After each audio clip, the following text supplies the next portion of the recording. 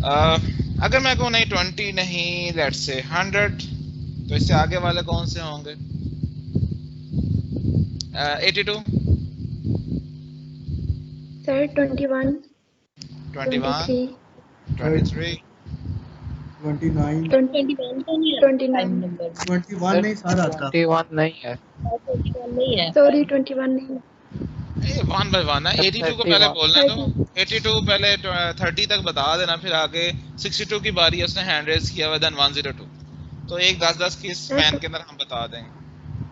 23 आगे, 23 के बाद आता है सर 29 है। ठीक हो गया। अब आगे बताएगा 62, बताएगी या बताएगा? 31, 31, 37, okay 37, 39 maybe. Sir no 39 39 नहीं। नहीं, नो सर 39 ही है। वो तो 3 से डिवाइड हो जाता ना। जी सर। आगे Yes, फाइन, sir. आगे 102 बताएं जी। जो अब रोल नंबर अब खत्म हो जाता, तब उसकी बारी खत्म हो जाती है, तो वो हैंड लोअर कर लेना। 102 आप बताएं आगे। 41, 43, 41, 41, 43, 43, 47, 51 47, नहीं 51 नहीं होता, वो 3 पे हो जाता है, चलो 47 53 तक आएगा। हो, ठीक है। 47, 53 आगे वाले को बारी देते हैं। 93 बताएं जी आप। सर 53 के बाद सर 59, ओके 59, उसके बाद सर 61, ओके 61, सर फिर 67, 67,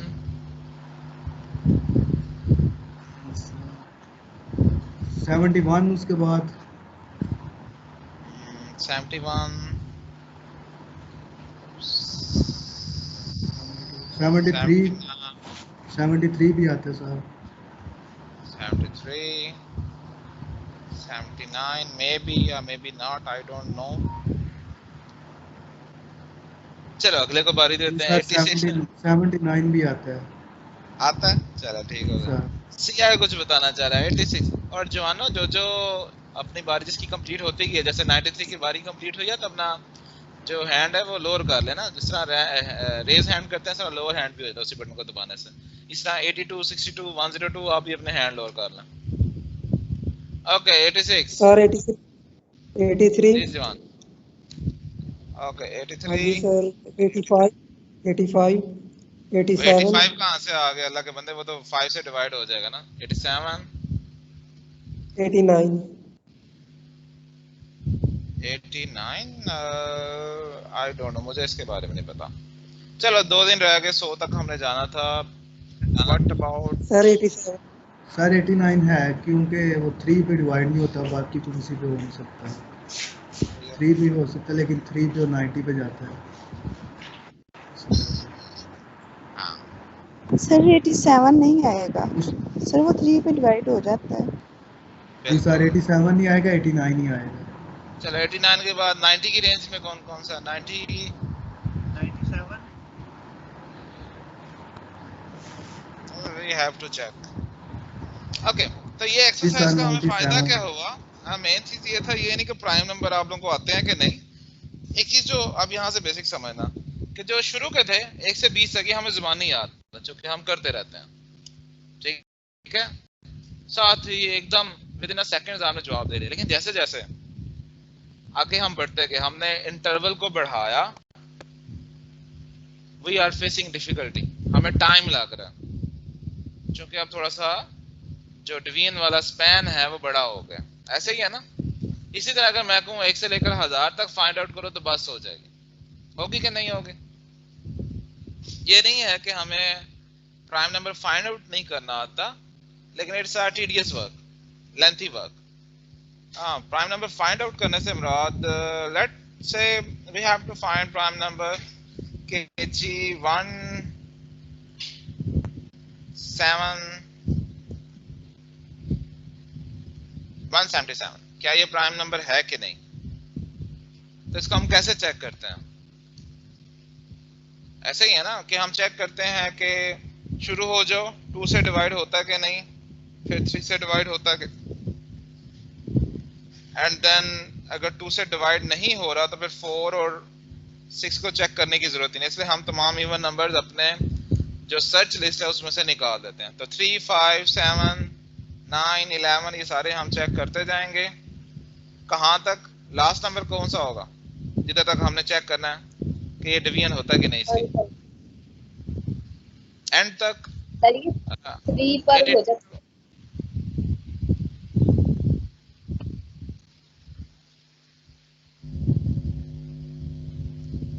हाँ 3 पर हो जाता है, तो लेट्स से हम इसे 3 कर लेते हैं। चलो 7 पर भी हो जाता है। Main thing is any number से, मैंने एक जनरल एग्जांपल बताई है। मेन मैं आपसे ये पूछना चाह रहा हूँ कि हम एक नंबर्स की जो लिस्ट है वो कहाँ तक चलाते जाते हैं।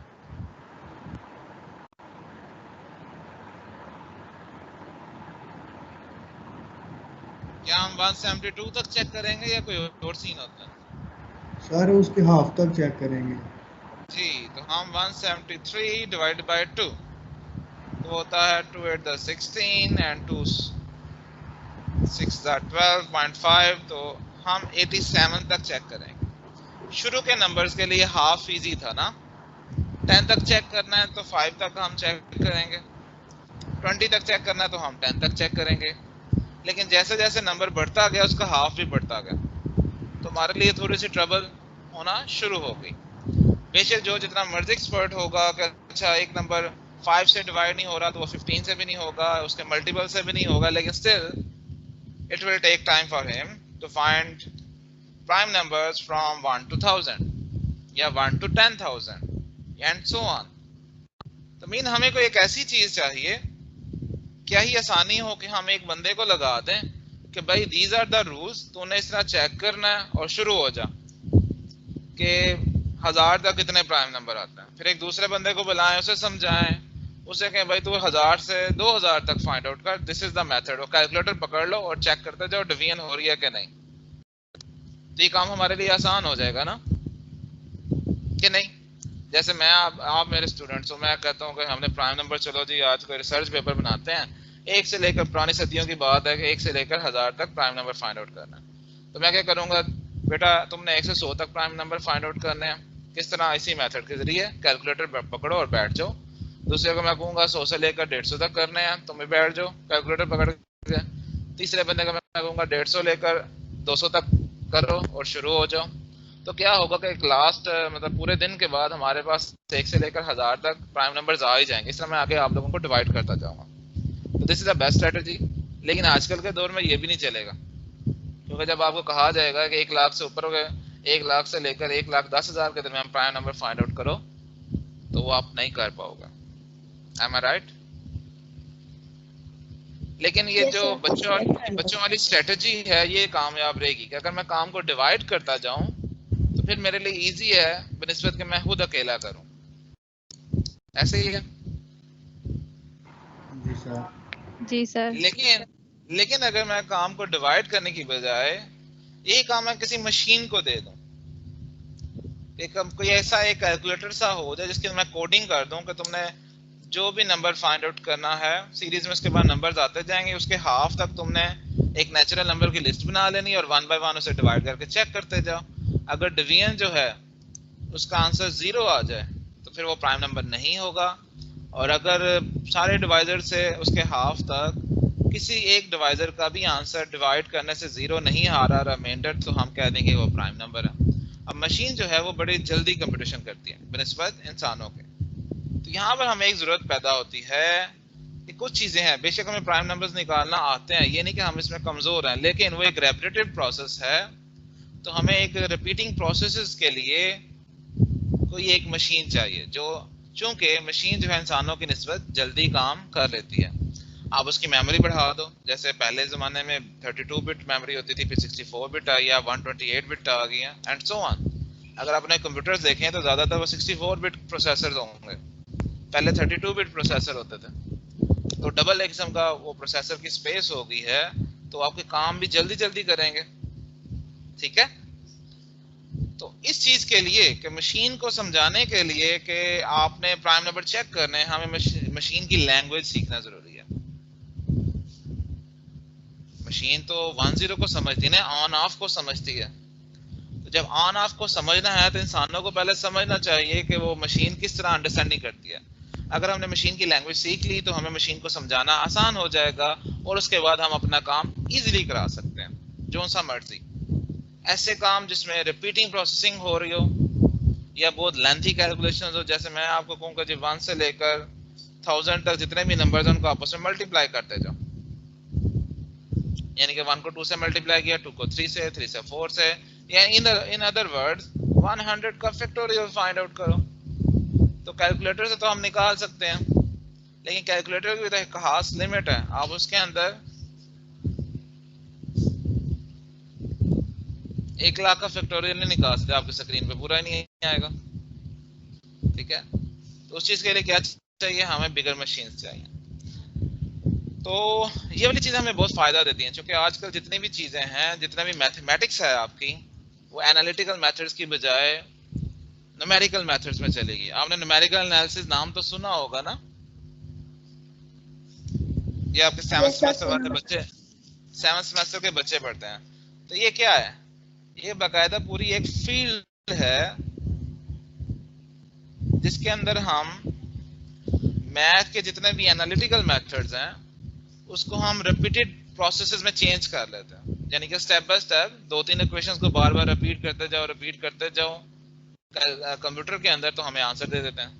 न्यूमेरिकल एनालिसिस में हम डेरिवेटिव्स निकालना सीखते हैं। एक तो ट्रेडिशनल मेथड है 150-250 फार्मूला याद कर लो इंटीग्रेशन का, डेरिवेटिव्स का। एक ये है कि डेरिवेटिव्स को कुछ सिंपल 2 अलजेब्रिक, 1 या 2 अलजेब्रिक या 3 अलजेब्रिक इक्वेशंस में चेंज कर दो, अलजेब्रिक में, जिसमें कोई मैथ की बाकी चीजें नहीं आती, सिर्फ वेरिएबल्स, मल्टीप्लिकेशंस। ये तो मैं बल्कि लिख भी दे देता हूँ, अलजेब्रिक इक्वेशंस। ठीक हो गया, सिंपल बेसिक अलजेब्रिक इक्वेशंस में चेंज कर दो और बार बार उनको रिपीट करते जाओ। इंटीग्रेशन भी आप इस तरह फाइंड आउट कर सकते हैं। आप ओडी जो आगे 5वें सेमेस्टर में पढ़ोगे उसको सॉल्व कर सकते हो, आप पीडीज को सॉल्व कर सकते हो। इसके अलावा भी आप रूट्स वगैरह फाइंड आउट कर सकते हैं। रूट्स, ये जो हम 3rd ऑर्डर पॉलिनोमियल तक तो हमें बड़ा इजी लगता है रूट्स को फाइंड आउट करना, लेकिन जब आ जाए ना 10 डिग्री तो लागू बता जाता है, फिर सारी एनालिटिकल मेथड जो है ना हम भूल जाते हैं। तो इसी प्रॉब्लम की वजह से जब कंप्यूटर रेवोल्यूशनाइज हुआ तो हमने भी मैथ के असूलों को थोड़ा सा चेंज करने की कोशिश की कि यार ये तो बड़ा मुश्किल है एक हायर डेरिवेटिव्स को फाइंड आउट करना, बड़ा मुश्किल है कि हम हायर ऑर्डर की ओडी को सॉल्व करें, बड़ा मुश्किल है हम रूट्स को फाइंड आउट करें, हायर पॉलिनोमियल, डिग्री पॉलिनोमियल्स को।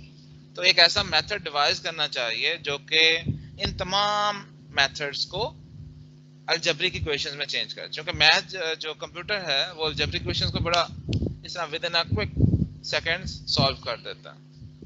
तो न्यूमेरिकल एनालिसिस ये बाकायदा आपको बताएगा कि इन तमाम चीज़ों को हम किस तरह मेथड्स के ज़रिए इस चीज़ में चेंज करते हैं और फिर इन मेथड्स को कैसे कैलकुलेटर से सॉल्व करते हैं, जो कि मेरा शुरू से इख्तलाफ है कि हमें ये नहीं सिखाना चाहिए, क्योंकि कैलकुलेटर से आपको वो करने की जरूरत नहीं है। आप उसे मैटलैब या C++ से करो। हमारा चूंकि सॉफ्टवेयर मैटलैब है तो आप मैटलैब से ही करो, लेकिन यहाँ पर जो है बल्कि पूरे पाकिस्तान में ये सिस्टम ही नहीं है ऐसा, तो ये आपको खुद करना पड़ेगा। अगर आपने मैटलैब सीख लिया हुआ है तो फिर आपको इसके ऊपर ज़रूर ट्राई करना। पेपर में नंबर लेने के लिए बेशक आप ये करें, लेकिन आगे जाके जब आप रिसर्च करोगे, आप कोई एमफिल कर रहे हो गलती से, तो उधर फिर आप कैलकुलेटर से सॉल्व नहीं करोगे, आपने मैटलैब से ही सॉल्व करना है। ठीक है, तो ड्यूरिंग दैट जब भी आप न्यूमेरिकल एनालिसिस पढ़ें, मेरा बड़ा दिल करता था न्यूमेरिकल एनालिसिस पढ़ाने को, लेकिन यहाँ पर कुछ ऐसी सूरत हाल है कि शायद वो नीचे वाले जो जूनियर क्लासेस के सब्जेक्ट्स हैं वही नहीं हमारे पास पूरे होते हैं। तो न्यूमेरिकल एनालिसिस में आपके पास टीचर्स होंगे तो कोशिश करना, वो भी अच्छा आपको पढ़ाएंगे, कोशिश करना उनसे ये कन्वर्जन सीखो, मेथड सीखो कि किस तरह हम डेरिवेटिव को अलजेब्रिक इक्वेशन में चेंज कर सकते हैं। कैलकुलेशन करना, फार्मूला बना के आगे कैलकुलेशन करना, ये ना सीखना, ये काम मैटलैब कर देगा। अपना दिमाग इधर ज़ाया करने की बजाय, ये कैलकुलेटर पे ज़ाया करने की बजाय, ये जो कन्वर्जन्स हैं इधर से लेकर इधर, ये चीज़ सीखना ज़्यादा ज़रूरी है, ताकि जब रिसर्च में भी आपके पास ताकि प्रॉब्लम्स आएँ तो आप उसको इजीली कन्वर्ट कर सकें। ठीक है, तो यहाँ से हमें पता चला कि बेशक C++ जो है वो कंप्यूटर वालों के लिए ज़रूरी है, बहुत ज़रूरी है, या ऑटोमाइजेशन के लिए ज़रूरी है। बहुत ज़्यादा मशीन्स आपको इर्द गिर्द दाएं बाएं हर जगह नज़र आती हैं जहाँ पर डिजिटल चीज़ें यूज़ हो रही हैं, लेकिन मैथ वालों के लिए भी ज़रूरी है। मैथ वालों के दिमाग में ये नहीं आना चाहिए कि भाई ये तो कंप्यूटर का कोर्स है, हमारा कोर्स नहीं है। हमारा कोर्स बिल्कुल है। अगर आपने एडवांस लेवल पे जाना है तो फिर ये इस चीज़ को समझना बहुत ज़्यादा ज़रूरी है, वरना आगे जाके दोबारा से आपने साल लगा के ये चीज़ें सीखनी है और गलत सीखोगे वो भी। तो इसलिए बजाय इधर ही आप थोड़ी सी मेहनत करें, मेन उसके कंसेप्ट को समझें, ताकि आगे आपको मैटलैब में फ़ायदा हो। मैटलैब के ज़रिए फिर आप जो भी आपके जितने भी मैथ के सवाल हैं, जितने भी आपके मैथ के प्योर के थ्योरम्स के अलावा जो अप्लाइड क्वेश्चंस हैं, वो आप सारे का सारा सॉल्व कर सकते हो। अभी लास्ट टाइम मैं पढ़ा रहा था मैटलैब को, तो ये जो हम ट्रिग्नोमेट्रिक आइडेंटिटीज नहीं यूज़ करते हैं, जिसको आप रटा मार के एफएससी में हम ट्रिग्नोमेट्रिक आइडेंटिटीज यूज़ करते हैं ना, वो सारे का सारा उसके अंदर हम जी सर। सारे का सारा हम उसके अंदर आराम से just with one click find out कर लेते हैं। बल्कि अगर आपने वो वीडियो देखी हो, क्या उसे कहते हैं, ये डेव C++ सॉल्व करने के लिए, तो उसके अंदर ही आपको आगे क्लिक करेंगे तो उसमें आपको सिंबॉलिक मैथ टूल बॉक्स आएगा, उसके अंदर डेरिवेटिव्स कैसे फाइंड आउट करते हैं, तो वो एक वीडियो बिल्कुल मौजूद पड़ी हुई है, आप उसे आराम से देख सकते हैं। कितना हम जो डेरिवेटिव्स का पढ़ के आते हैं वो काम हम कितना इजीली कर लेते हैं। First order derivative, second order derivative, PDs, partial differential equations, या पार्शियल डेरिवेटिव जो इजी कर लेते हैं। तो जिद्दत आ गई है, जैसे कि आप लोग ऑनलाइन भी पढ़ा रहे हो, तो फिर हमें ऑनलाइन के तरीक़ाकार को समझना ज़्यादा ज़रूरी है, वरना हम रेस में पीछे रह जाएंगे। बेशक हमें बहुत अच्छा डेरिवेटिव निकालना आता है, हम बच्चे को बड़े अच्छे तरीके से समझा सकते हैं, लेकिन आगे जब आप एक हायर लेवल के बच्चों को पढ़ाओगे वो कहेंगे ये क्या कर रहे हो यार, ये तो इस तरह हो जाता, मुझे से आप नेक्स्ट चीज़ बताओ। या जो डिफरेंशियल इक्वेशन है या जो डेरिवेटिव है वो यूज़ कहाँ पर होता है, ये आगे आपका मॉडलिंग का कोर्स आएगा, मॉडलिंग एंड सिमुलेशन, उसके अंदर बताया जाएगा कैसे हम रियल वर्ल्ड प्रॉब्लम्स को एक मैथ की इक्वेशन में चेंज करते हैं, एक डेरिवेटिव डिफरेंशियल इक्वेशन में चेंज करते हैं। तो बात आ गई कि हमारे इर्द गिर्द जो है बहुत ज्यादा ऑटोमेटेड मशीन्स हैं। तो आपने कभी अपने इर्द गिर्द देखी है मशीन्स जो कि ऑटोमेटिक वर्क करती हैं? कोई यूनिवर्सिटी आते हुए, कहीं पे घूमते फिरते हुए, दाएं बाएं कहीं पर भी कोई एग्जांपल बताएगा, one by one hand raise करें और एक एक एग्जांपल बताते जाएं कि किस तरह वो हमें फायदा भी दे रही है साथ साथ।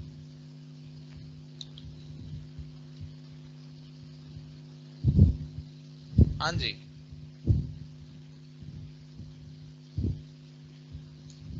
हेलो,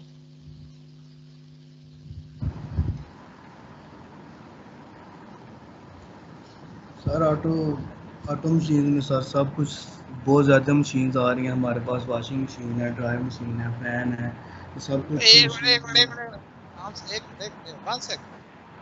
एक बताओ जस्ट सर एक अगर हमारे पास जो वॉशिंग मशीन है वो हमें आसानी मुहैया कर रही है कि ठीक होगा। आसानी से मशीन की डेफिनेशन ये हुई कि वो हमें कोई भी काम जो है वो हमारी, अगर कोई भी चीज़ हमें कोई काम करने में आसानी पैदा कर रही है तो इट इज़ अ मशीन। ठीक है, वो जो 3 इडियट्स में एक सिंपल डेफिनेशन बताता है, तो मुझे तो बड़ी अच्छी डेफिनेशन है। तो वॉशिंग मशीन क्या था, पहले होता था जनाब वो एक पहले वो ड्रम है उसमें धुल रहा है, फिर उधर से आप निकालो ड्रायर में डालो, फिर जनाब वो पहले से नथारो, फिर आप उसे ड्रायर में वो खुशक करेगा, फिर उसके बाद आप जाएंगे साथ मशीन के लगे, वॉशिंग मशीन के साथ ही लगे रहो। या अगर वो साथी वॉशिंग मशीन से पहले लोग वो खुद डंडा पकड़ के साफ करते रहते थे, लेकिन अब क्या हुआ, कपड़े डालो, मशीन डाल दो, सर्फ डालो और भूल जाओ, मशीन होती 2 घंटे बाद 1.5 घंटे बाद टू टू टू टू करके आपको बुला लेगी कि भाई आपका काम हो गया। वो खुद ही उसको पहले पानी डाल के साफ करती है, फिर उसके बाद खुद ही निखारती है, उसके बाद खुद ही उसको ड्रायर चला देती है। अल्लाह खैर सलाम। तो हमारी ज़िंदगी जो है वो आसान हो जाती है। One is the washing machine, good one. और कौन बताएगा? ये 93 ने बताया हमें। जी सर। चलें, गुड। जी सेकंड एग्जांपल, सर जो या प्रैक्टिस से पहले ट्रैक्टर। हैंड रेस करो फिर बताओ। ट्रैक्टर, जी सर। हाँ बिल्कुल ट्रैक्टर। मतलब वैसे हमने कुदाल लेके तो शुरू हो जाना है, वो 50 बंदों का काम आपका आराम से ट्रैक्टर कर देता है। लेकिन मैं यहाँ पर ऑटोमेटेड मशीन जो है, चूंकि हम अब डिजिटल चीजों में आ गए हैं, जैसे वॉशिंग मशीन जो है it is a digital one, automatic वाली। तो मुझे एग्जांपल डिजिटल की दें सर एटीएम जो मशीन्स। खुद काम करती हैं। ट्रैक्टर को हम चलाते हैं, वॉशिंग जो ऑटोमेटिक वॉशिंग मशीन है वो नहीं चलती, वो खुद चलती है। हमें बस एक दफा सेटिंग कर दी और हमारा काम आसान हो गया। इंसान ना भी हो तो मशीन खुद चलती रहेगी। एटीएम मशीन, हमें बैंक जाने की जरूरत नहीं है, वो खुद बहुत पैसों की कैलकुलेशन करके हमें पैसे दे देती है। ठीक है ना? एटीएम मशीन के अंदर कोई बंदा तो नहीं बैठा होता ना छोटा सा, वो पीछे आपके खाते खोल कर बैठा हुआ है और जनाब आपको फिर पैसे देता है। ये सारा कंप्यूटर के जरिए ही होता है, इसके लिए बंदे का होना जरूरी नहीं है। वैसे एटीएम का एब्रीविएशन क्या है? Sir automated automated teller machine. हाँ, automated teller machine, good one. Okay, इसके अलावा थर्ड एग्जांपल, 10 एग्जांपल्स पूरी करनी है, जल्दी करो। Sir 98 microwave oven. Sewing machine. Microwave, automatic microwave आप सेटिंग करते हैं उसकी, वो आराम से जनाब खुद ही चलता जाएगा और आपको खाना बना देगा। आपने मुर्गी बनानी है तो मुर्गी के लिहाज से सेटिंग हो गई, सिंपल खाना गर्म करना है तो खाने के लिहाज से, नूडल्स करनी है तो नूडल्स के लिहाज से। इसके अलावा जो देसी ओवन होता है उसके अंदर हमें टेम्परेचर का ध्यान रखना पड़ता है, चीजें सड़ जाती हैं। इसके अंदर हमें सेटिंग करके भूल जाना और आराम से चीजें बनती जाएंगी। ओके, 98 के बाद 82।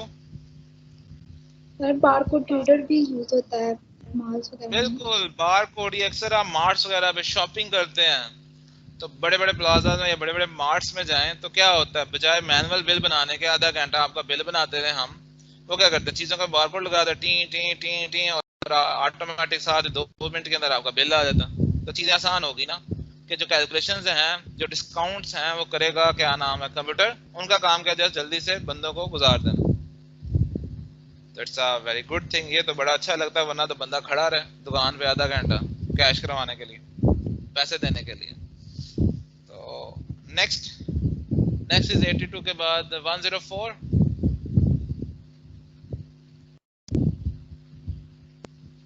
हाँ जी 104। सर 104 मैंने ही आगे बताया माइक्रोवेव का। ठीक है, तो फिर हैंड लोअर कर लो ना यार। ओके 89 मेरा की हो लोअर गया? है। नहीं अभी हुआ है यार मेरे सामने, बोला मैंने क्यों नाम लेना तुम्हारा। सॉरी, सीविंग मशीन कपड़े सिलाई करती है। स्विंग मशीन नहीं, देखे ना, स्विंग मशीन जो है वो खुद तो नहीं ना करेगी सिलाई, वो तो हमें करनी पड़ेगी ना। सर वो ऑटोमेटिकली इलेक्ट्रिसिटी के साथ। नहीं, वो बात बिल्कुल ठीक है आपकी, लेकिन उसके अंदर हमें बंदे को एक बटन प्रेस करना पड़ता है जिसके जरिए फिर उस तरह पकड़ के जी वो आप चल रहे हैं, यानी कि इंसान का होना जरूरी है। ये जितनी मैंने ये चीजें आपको बताई हैं, इसमें देखें आपको इधर इंसान का होना जरूरी नहीं, एटीएम में इंसान का होना जरूरी नहीं, माइक्रोवेव में इंसान का होना जरूरी नहीं, बार कोड रीडर में भी ये है कि आप खुद भी बाहर के मुल्कों में वो उधर रीडर लगा होता है, वो आप बंदा जिसने खरीदारी की होती है वो खुद ही उसके आगे से चीजें गुजारता जाता है, बिल निकला तो वो पे कर देता है। पाकिस्तान में चलो एक बंदे की जरूरत होती है, ओरिजिनली ये इसीलिए लाया गया था कि हमारी कैलकुलेशन इजी हो जाए। मशीन तो है लेकिन वो ऑटोमेटेड नहीं ना है कि हम कपड़े रख दें खुद ही सिलाई हो जाए। सर क्या ख्याल है? सिक्योरिटी कैमरास भी तो हो सकते हैं। सिक्योरिटी कैमरास जो हैं, मतलब वो तो जैसे कैमरास है ना, उसमें ऑटोमेटेड क्या होगा, ये हो सकता है कि हम उसके अंदर ऑटोमेटेड सेटिंग कर दें कि भाई सुबह के टाइम ऑफ हो जाना, रात के टाइम ऑन हो जाना, आपकी इतनी रोटेशन होनी चाहिए, तो वो जो है उस हिसाब से चलते रहें। लेकिन मेन यहाँ पर जो इम्पोर्टेंस है जिसकी आपको दिलाना चाह रहा हूँ वो ये है कि आजकल के ज़माने में चीज़ें ऐसी आ गई हैं कि आप उनकी कोडिंग कर दें, आप उनके अंदर सेटिंग कर दें तो ऑटोमेटिक चीज़ें चलती जाएंगी। जैसे आजकल ऑटोमेटिक कार्स आई हैं, मेरे पास जैसे जो कार है वो ऑटोमेटिक है। अब उसके अंदर क्या होता है कि कुछ सेटिंग्स का हमें फ़ायदा है कि जैसे गियर जब तक आपका न्यूट्रल वो पार्किंग में नहीं ना होगा, वो आपके जो चाबी है वो स्विच में से निकलेगी नहीं। वो उसके अंदर उसने पकड़ के रखी होगी, यानी कि जो इस चीज का एहसास ला रही कि भाई अभी ये वाला जो गियर है वो शायद न्यूट्रल में है या गाड़ी वैसे आपने बंद कर दी हुई है। तो पहले आप उसे पार्किंग में करें ताकि नेक्स्ट टाइम जब आप स्टार्ट करें तो धक्का लगा के सीधा आके टक्कर ना हो जाए। या अगर लाइट वगैरह ऑन है तो वो उसकी एक साउंड टी इस तरह आना शुरू हो जाता है, तो जो बताता है कि भाई गाड़ी का कोई ना कोई एक चीज जो पार्ट है वो अपनी जो एक रेस्ट स्टेट है उसमें नहीं है। तो फिर हमें उसे चेक करना पड़ता है, टी टी की आवाज कहाँ से आ रही है, आप उसे लाइट को ऑफ कर दो। लेकिन यही अगर आप 5 साल 6 साल पीछे चले जाओ, नहीं सॉरी जरा 10-15 साल पीछे चले जाएं, सुजुकी में हैरान होती थी ये गाड़ी। और बात बात क्या होता था, लाइट ऑन रह जाती थी सारी रात, लाइट ऑन ही रहती थी तो बैटरी बंद हो जाती, फिर सुबह उठ के हारे से धक्का लगाओ। हमारे पास भी आती है दफा इसी तरह सीन हुआ था, फिर सुबह उठ के धक्का लगाना पड़ा। तो ये चीजें हैं। या एक दफा मुझे अभी तक एक वाकया याद है कि जैसे बाइक वगैरह है, अक्सर क्या होता है कि वो गियर लगा के सारे लड़के बंद करते हैं। तो मैंने भी एक दफा, मेरा घर बाजार में था पहले, तो उधर एक बंदे ने जब गाड़ी मोटरसाइकिल बंद किया, उसके बाद उसने आया तो उसने मोटरसाइकिल चाबी लगाई, किक मारी, साथ ही से यूं जोर की, जिससे अक्सर लोगों की आदत है, रेस दे दी, वो मोटरसाइकिल उड़ के सीधा दुकान के अंदर चला गया। तो अब जो नई चीजें आ रही है उसमें ये चीजें नहीं है। वो बता देते कि भाई इस तरह के जो ये फनी सिचुएशंस हैं ये आपके साथ नहीं होंगी। द मेन थिंग इज कि जो मशीन्स है ये हमें फायदा दे रही है, ठीक है, ये हमारे लिए लर्निंग है। ये जितनी भी मैंने आपको एग्जांपल्स बताई ये सारी हैं C++ जो CS वाले पढ़ते हैं, ये उनका काम है। ये नहीं डरना कि हमने बारकोड बनाना या माइक्रोवेव बनाना, हमारा काम इधर होगा कि जब हमें ये करना पड़े तो हमें ये कन्वर्जन जो है लिखने में आसानी हो, मतलब कि हमें वो लैंग्वेज आती हो इंटरप्रिटेशन करने वाली, कि इस चीज को अलजेब्रिक इक्वेशन में लिखा है तो अलजेब्रिक इक्वेशन के बाद उसे मशीन में कैसे लिखना, ये हमने सीखना है। बाकी तो इसके ऑटोमेशन का बहुत ज्यादा फायदा के डिफरेंट मॉडल्स बने हुए हैं। एक जस्ट मैं आपको एग्जांपल बता देता हूँ कि जैसे आप ये बच्चों के जॉयलैंड्स में जाएं तो पता है छोटे बच्चों की गाड़ियों की तरह का एक वो सेटअप बना होता है, आगे बेशक वो गेम ही चल रही होती है लेकिन पीछे बकायदा उसका गियर होगा और वो व्हील होगा, ये सारी चीजें बनी होंगी। कभी देखा आपने जॉयलैंड्स वगैरह में जहाँ पर बच्चों की गेमें वगैरह पड़ी होती हैं? जी सर। हाँ, तो वो क्या है कि आपको इस का इंटरफेस दिया हुआ है बच्चों के लिए कि उन्हें लगे को सचमुच में गाड़ी चला रहे हैं, कि गाड़ी के अंदर बैठे हैं, लेकिन असल में क्या होता है वो गाड़ी नहीं चला रहे होते हैं। लेकिन ये कि उन्हें गियरिंग कैसे लगानी है, वो जो व्हील है उसको कैसे मूव करना है, कितना मूव करना है, सामने दरख्त आ जाए तो कैसे राइट लेफ्ट होना है, ये सारा उसमें वो लर्निंग कर लेते हैं। यही काम आजकल जो है वो जो सेटअप बना होता है उसे कहते हैं हम सिमुलेटर, यानी कि जो कॉपी करे एक्चुअल गाड़ी की।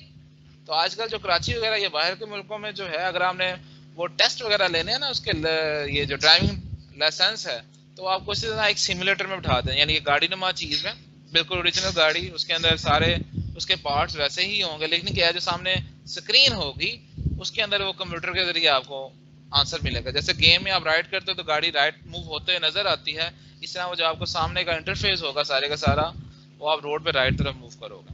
तो इसका फायदा ये होता है कि कोई लर्नर जो है उसको अगर गलती से टक्कर भी हो जाए तो गाड़ी तबाह नहीं होती, वो जस्ट कंप्यूटर स्क्रीन पे शो होता है कि आपका एक्सीडेंट होगा। जैसे गेम में आता है ना गेम ओवर, इस तरह वो स्क्रीन पे शो हो जाता है।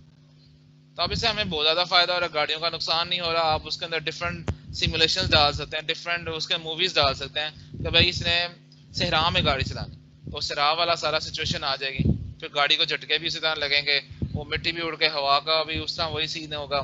फिर आप कहते हैं जी पहाड़ों में गाड़ी चलानी, वो वाला सिमुलेशन लगा दी तो वो जो क्या नाम है उसके जो शॉक्स वगैरह उसी तरह ही चेंज होंगे, ऊपर नीचे गाड़ी को ज्यादा फील करवाएं। एक स्मूथ रोड पे चलाना है तो वो स्मूथ रोड जैसा सारा सिचुएशन आपको देगा।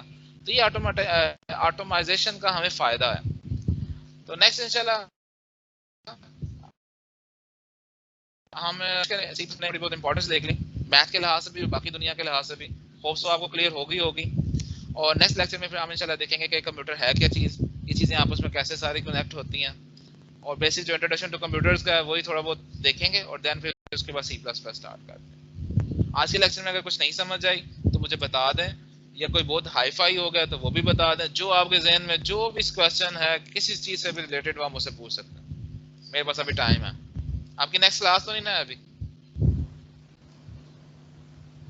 No sir. No sir. बस ठीक है, फिर तो 10:15 की टेंशन ही कोई नहीं।